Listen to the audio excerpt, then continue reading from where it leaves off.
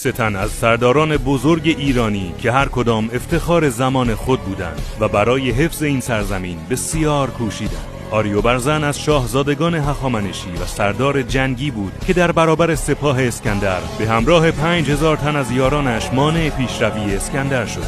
اسکندر به آریوبرزن گفت اگر تسلیم شود او را فرمانروا می‌کند، اما او قبول نکرد و با سپاهش تا واپسین تن با دشمن جنگیدند و کشته شدند. سورنا سپهبد ایران در زمان اشکانیان بود که با 10,000 نفر لشکر 42,000 نفری رومیان را در حران طوری شکست داد که در تاریخ روم سنگین‌ترین شکست آنها از ایران بود. از سورنا به عنوان بلندقدترین و خوش‌چهره‌ترین مرد زمان خود یاد شده است. سپهبد فرخان یکی از سپهبدهای دودمان دابویگان طبرستان بود که طی 17 سال فرمانروایی او هیچ کدام از حکام اموی نتوانستند به طبرستان نزدیک شوند. در یکی از جنگ‌ها فرخان تمام 20,000 تن از سپاه اعراب که جهت تسخیر طبرستان فرستاده شده بودند در گردنه‌های کوهستانی دماوند شکست داد و کشت. گویند حتی یک تن نیز زنده نماند تا خبر شکست را ببرد.